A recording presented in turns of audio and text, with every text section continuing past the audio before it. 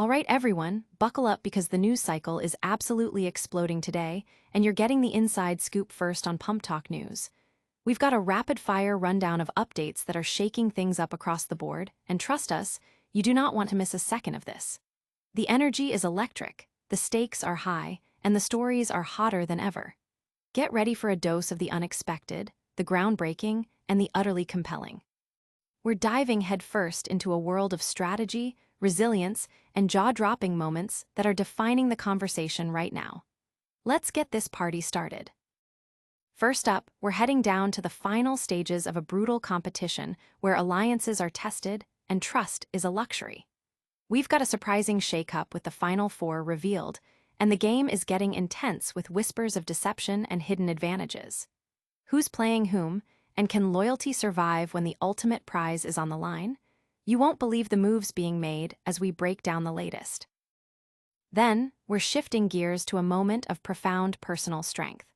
A national figure has bravely shared an incredibly difficult experience, walking out of a crucial briefing after a deeply emotional reaction. This is a powerful story of resilience in the face of overwhelming circumstances, and we're bringing you the details of this significant moment. Next, the gridiron awaits as we dive into the strategic battleground of NFL survivor pools. Expert insights are dropping on how to navigate Week 1, with critical advice on who to pick and who to avoid to stay in the game. Plus, get ready for an inspiring tale of a young athlete defying all odds, overcoming immense personal challenges to land a national finalist spot. This is one you'll want to share. Don't forget to like, subscribe, and hit that notification bell so you never miss an update. The Game of Lies reaches its climax. The penultimate episode of Survivor. Australia v. the World has officially crowned its Final Four, setting the stage for an epic conclusion. The strategic landscape has narrowed to Siri, Janine, Luke, and Parvati, with the finale just around the corner. This season has been defined by its breakneck pace, pushing contestants to their limits as alliances solidified and fractured under immense pressure. Shoni's departure marked the end of her impressive run, finding herself the odd player out amidst two powerful pairs, Siri and Parvati on one side and Janine and Luke on the other. Parvati and Siri, in particular, are seeking to rectify their past experiences, aiming to avoid a repeat of their Survivor Micronesia fate where Siri was eliminated prematurely. Siri herself articulated this drive at Tribal Council, stating, "We're trying to show the world that, although this is a game of lies and deceit and deception, you can make it to the end with solid connections, solid relationships, loyalty, trust, and honesty." However, Luke's gameplay has been a subject of intense speculation and, for many viewers, considerable frustration. His actions throughout the episode were perceived by many as erratic and self-sabotaging. A key point of contention arose when Parvati relayed to Siri that Luke possessed a hidden immunity idol. Siri's immediate, valid question to Parvati was, why would he not tell Janine but he would tell Parvati? This highlights a growing distrust surrounding Luke's strategic decisions. He directly lied to Janine when she questioned him about his intentions, displaying an almost indignant reaction to her inquiry.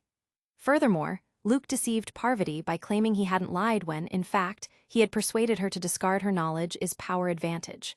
When Parvati pressed him, asking, "There's no shenanigans going on?" Luke's response was a confirmation of his deceptive tactics, effectively lying about having lied. The perplexing aspect of these deceptions is their apparent lack of strategic necessity. Luke could have potentially utilized his idol to blindside Siri and Parvati, thereby saving Shoni and orchestrating Siri's elimination.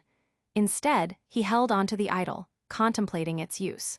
"Should I make a move with this? That's the big question," Luke mused, only making his final decision at the vote. His decision to bestow his challenge immunity necklace upon Janine, coupled with the dramatic reveal of his idol at Tribal Council, served only to alienate two key figures, Janine and Parvati, both of whom he had previously misled without clear justification. This communication breakdown suggests a failure to commit to his closest allies, leaving them questioning his loyalty and strategy. Parvati's lack of trust was so profound that she refused to play her idol until Luke played his, uncertain of his next move. Their mutual idol plays ultimately canceled each other out, a near miss that could have drastically altered the game. The tension was palpable with 5 players and 3 immunities in play, a scenario dangerously close to another premature exit for a strong contender. Luke's immunity streak, having been safe for 3 consecutive episodes and winning the latest challenge, a familiar balancing and stacking ordeal, has been remarkable.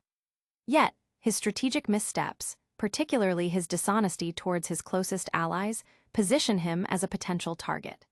Janine's strategy, as she revealed, involves cultivating relationships with Siri and Parvati to secure her path to the final 3. Shoni's attempt to disrupt Janine's game included pointed remarks about Janine's business acumen and a playfully self-deprecating comment about struggling with public speaking. As the finale approaches, the remaining players, Siri, Janine, and Parvati, are all formidable. Siri, in particular, seems to have a strong jury advantage due to her established relationships. The question remains whether Janine will hold Luke accountable for his betrayals, potentially marginalizing him as the season's GOAT, or if Parvati will secure a second victory, joining the elite ranks of 2-time winners. This strategic maneuvering has left everyone on the edge of their seats. But what happens when personal battles take center stage in the political arena? A moment of profound vulnerability. In a deeply moving and intensely personal moment, U.S. Representative Nancy Mace was compelled to leave a briefing for survivors of Jeffrey Epstein's abuse, visibly distressed and reporting a panic attack. The incident occurred during a sensitive discussion where survivors were sharing their harrowing experiences, highlighting the profound emotional toll such testimonies can take. Mace, who has been an advocate for victims and has spoken about her own past experiences with sexual assault, was reportedly overwhelmed by the raw accounts shared during the session. This courageous act of stepping away to manage her own emotional response underscores the significant impact these stories can have, even on those who are strong allies and advocates. The context of the briefing was crucial, as it brought together individuals who have endured immense trauma, creating an environment of shared vulnerability and collective healing. Survivors were recounting their experiences, detailing the abuse they suffered at the hands of Epstein and his associates, and the long-lasting consequences of that trauma. The emotional weight of these narratives is substantial, often triggering intense feelings of fear, anger, and sadness in those who listen, particularly when the listener has a personal connection to the subject matter or a deep empathy for the victims. Mace's decision to leave was not an indication of weakness, but rather a testament to her authentic engagement with the survivor's pain. It demonstrated a profound level of empathy that, in this instance, became overwhelming. Her public career has been marked by a commitment to addressing issues of sexual assault and advocating for survivors. She has often spoken about the importance of believing survivors and creating safe spaces for them to share their stories without fear of judgment or disbelief. In this context, her reaction at the briefing can be seen as a powerful, albeit difficult, manifestation of that commitment. By showing her own vulnerability, she may have inadvertently provided a moment of shared humanity with the survivors, demonstrating that even those in positions of power and advocacy are deeply affected by these atrocities. Her departure, while private in its immediate execution, has become a public symbol of the intense emotional labor involved in confronting such widespread abuse. Following the incident, reports indicated that Mace was offered support and understanding from those present. The focus remained on the survivors and their bravery in speaking out. Mace's actions have sparked conversations about the mental and emotional toll that advocacy and bearing witness to trauma can take. It highlights the need for self-care and emotional resilience, even for those on the front lines of fighting for justice. This event serves as a stark reminder of the gravity of the crimes committed and the enduring pain experienced by the survivors. It also emphasizes the courage required not only from survivors to speak their truth, but also from allies to engage with these difficult narratives in a way that is both supportive and emotionally sustainable. Mace's experience during the briefing brings to light the complex intersection of personal history, public advocacy, and emotional well-being. Her willingness to be present, listen, and ultimately to recognize her own limits in the face of overwhelming emotion speaks volumes about her character and her dedication to the cause. It's a powerful moment that humanizes the often impersonal world of politics and advocacy, reminding everyone that profound empathy can sometimes come at a significant personal cost. This intense personal moment offers a stark contrast to the calculated strategies unfolding elsewhere. Now, let's turn our attention to the strategic planning required to conquer the football field. Mastering the Gridiron Gauntlet, Week 1 NFL Survivor Pool Strategy. As the NFL season approaches, the strategic minds behind Survivor pools are already deep in preparation, focusing not just on Week 1, but on a comprehensive season-long plan. The allure of a straightforward Week 1 victory, often achieved by simply picking the heaviest favorite against the weakest opponent, is a common trap that many fall into. However, as last year's surprising upset of Cincinnati by the Patriots demonstrated, reality often deviates sharply from expectations, turning seemingly easy wins into costly eliminations. This underscores the critical importance of a forward-thinking approach, where early season choices are made with future matchups and potential pitfalls in mind. When evaluating Week 1 matchups, teams like the Philadelphia Eagles, currently minus 8.5-point favorites, the Washington Commanders -6, and the Jacksonville Jaguars -3.5 present tempting options. Yet, the seasoned Survivor pool strategist knows that simply locking in the favorite is a short-sighted tactic. The true art lies in identifying value and understanding schedule dependencies. For instance, relying heavily on a team like the Denver Broncos, an 8-point favorite against the Tennessee Titans in Week 1, could prove to be a strategic misstep.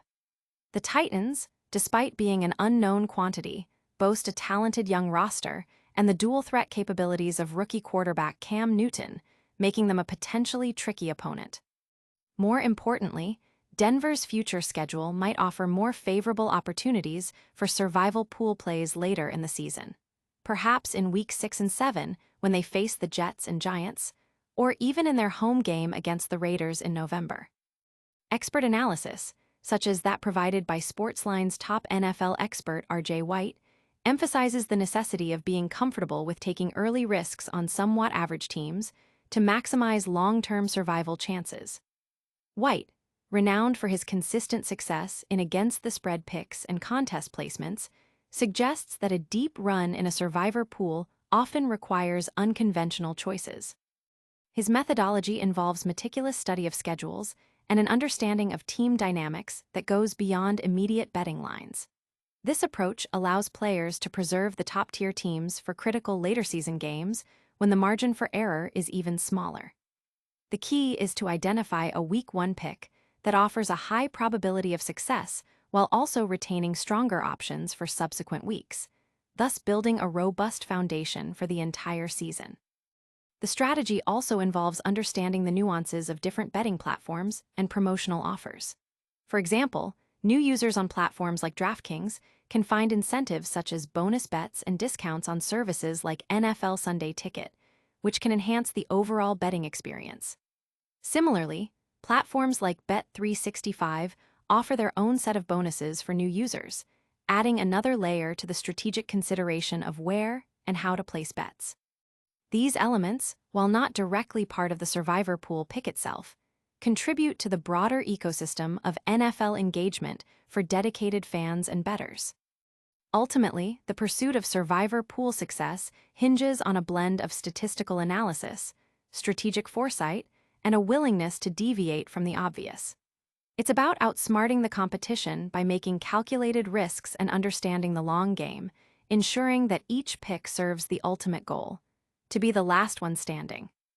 Identifying that surprising, yet strategically sound, Week 1 team is paramount, and consulting with experts who have a proven track record can provide the crucial edge needed to navigate the treacherous waters of the NFL survivor pool. While the strategic battles on the field are intense, equally compelling are the personal victories achieved off it. Let's now celebrate an incredible display of resilience. 10-year-old cancer survivor achieves national acclaim. Aria Park, a remarkable 10-year-old from Saratoga Springs, is defying expectations and capturing national attention as a finalist for the Youth Athlete of the Year award. Her journey is a testament to extraordinary courage and resilience, particularly given her history of battling neuroblastoma. Diagnosed at just 9 months old, Aria's fight against cancer was a formidable one, progressing from stage 1 to stage 4 before she triumphantly entered remission by the age of 2. This early battle, however, did not define her. Instead, it forged an unyielding spirit that now shines through in her passion for cheerleading.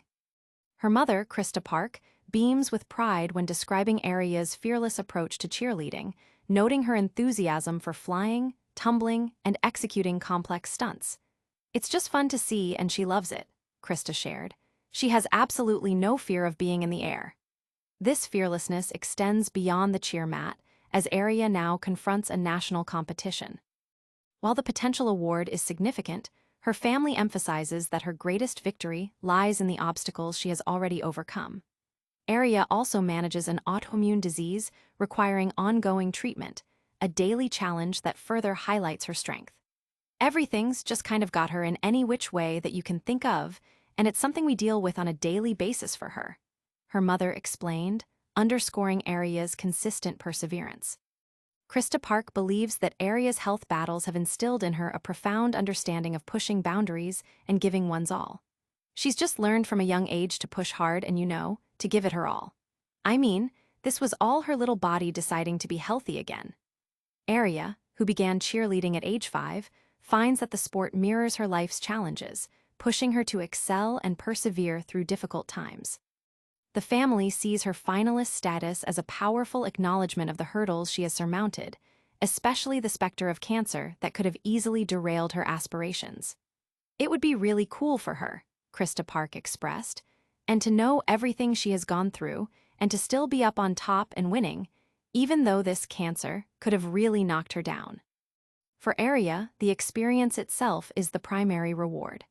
"It's just about having fun and all that," she stated with youthful optimism. Should she be named Youth Athlete of the Year, Aria stands to be featured in a Sports Illustrated ad and receive a $25,000 prize. Voting is open daily at athleteoffthehour.org/2025/AriaDFDF until mid-October, with donations to the V Foundation for Cancer Research and the Why Not You Foundation also contributing to her vote count. In recognition of September being Childhood Cancer Awareness Month, Krista Park hopes Aria's story will inspire hope in other children battling cancer, urging supporters to go gold and represent and think of all those little warriors out there that aren't as lucky as Aria. From overcoming life-threatening illnesses to navigating complex social issues, the stories we cover today are truly impactful. Now, let's quickly recap the headlines that have defined this episode. And that's a wrap on another packed show. We saw the Final Four emerge in a dramatic Survivor season, heard about a powerful moment of personal vulnerability from a national figure, got the inside track on Week 1 NFL Survivor Pool strategy, and celebrated an inspiring young athlete's incredible resilience. Don't forget to smash that like button, subscribe to PumpTalk News for more of the stories that matter, ring that notification bell so you're always in the loop, drop a comment below with your thoughts, and follow us on all social platforms to stay connected. We'll see you next time.